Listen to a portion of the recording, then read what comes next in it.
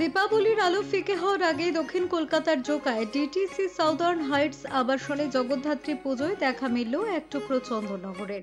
এবছর প্রথমবারের মতো এই আবাসনে আয়োজন করা হয়েছে জগদ্ধাত্রী পুজোর, যার মূল ভাবনা সনাতন সংস্কৃতি, ঐতিহ্য, আধুনিকতার অনন্য মেলবন্ধনে গড়ে উঠেছে এই পুজো মণ্ডপ। যেন ছোট্ট চন্দননগর নেমে এসেছে দক্ষিণ কলকাতার এই আবাসনে প্রায় ১৩০০ ফ্ল্যাট এবং ৩৫০০-এরও বেশি বাসিন্দাকে একত্রিত করে এই পুজোর আয়োজন করেছে DTC southern Heights cultural association. পুজো কমিটির প্রেসিডেন্ট পুলক কুমার মুখার্জি জানিয়েছেন, আমাদের উদ্দেশ্য হলো সনাতন ধর্মের রীতি মেনে পুজো করা এবং চন্দননগরের ঐতিহ্যকে এই আবাসনের মানুষদের সামনে তুলে ধরা। মণ্ডপের ভাবনা ও নির্মাণের দায়িত্বে ছিলেন পুজো কমিটির সদস্য সলিল কুমার দাস। তার নকশা ও তত্ত্বাবধানে তৈরি হয়েছে মনোমুগ্ধকর প্যান্ডেল, যা আলো, রং ও শৈল্পিকতায় যেন হুবহু চন্দননগরের স্মৃতি জাগিয়ে তুলেছে।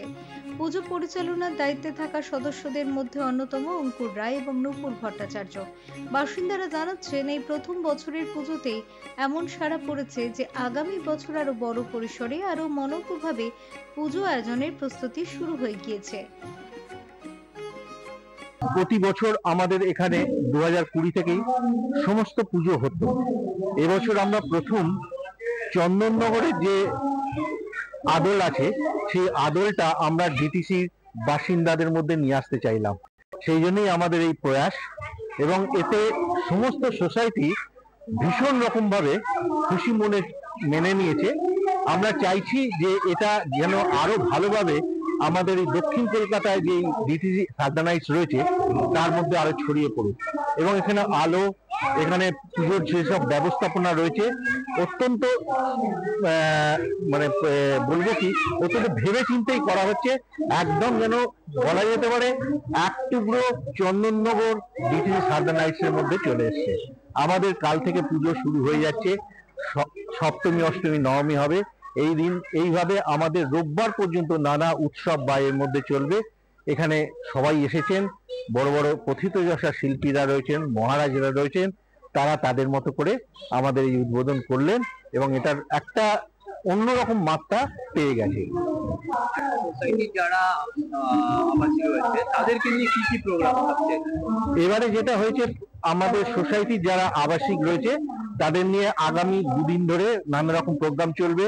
তারপর আমাদের ব্যান্ড রয়েছে, বাংলা ব্যান্ড আসছে। তারপর আমাদের এখানে অনুষ্ঠান, যারা সোসাইটির মধ্যে আছে তারা তাদের নিজেদের যে ক্রিয়েটিভিটি গুলো আছে তারা এখানে প্রকাশ করবে। দুর্গাপুজোতেও করেছে, এখানেও সেটা চলবে। এটা আগামী দিন, এটাই ভাবনা। বাচ্চাদের জন্য যেটা হচ্ছে যে এই যে দেখতেই পাচ্ছেন অলরেডি পুজো বাচ্চাদের উন্মাদনা, তারা চারধারে ঘুরে বেড়াচ্ছে, এই করছে। বাচ্চাদের নিয়ে আঁকা প্রতিযোগিতা একটা আমাদের কিছুদিন আগে হয়ে গেছে, আবার এটা একটা আমরা এগোনোর দিকে এগোচ্ছি। এটা ডিটিসি সাউদার্ন হাইট জোকা পুজো, এটা রেসিডেন্সিয়াল কমপ্লেক্স। এখানে এবার প্রথম জগদ্ধাত্রী পুজো হচ্ছে। এই ভাবনাটা আমার আসলে শখ, এটা সব টুকটাক জিনিস বানানো, প্যান্ডেলের মডেল করা। গত 5 বছর ধরে এখানকার দুর্গাপুজো, সরস্বতী পুজো, সব পুজোর মডেলই বানিয়ে প্যান্ডেল ডেকোরেটরকে দিয়ে বলে করিয়েছি। এবারের মডেলের মোটামুটি থিম হচ্ছে স্বাস্তিক চিহ্নের ওপরে পুরো ব্যাপারটা আছে, আর ডোকরার কিছু মডেল এতে ইনকর্পোরেট করে পুরো প্যান্ডেলটা করা হয়েছে। খুব ছিমছাম করেছি আমরা, আশা করি লোকে ভালো লাগবে। সাধারণ মানুষকে, আপনাদের যারা রেসিডেন্ট আছে তাদেরকে কি বলবেন? মেসেজ থাকছে যে আমরা যেহেতু একটা কমপ্লেক্সের মধ্যে থাকি, সবাই সবাইকে চেনে জানে।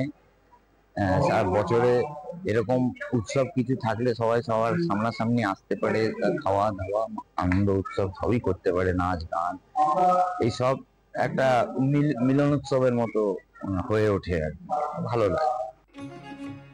Bureau report, channel 10।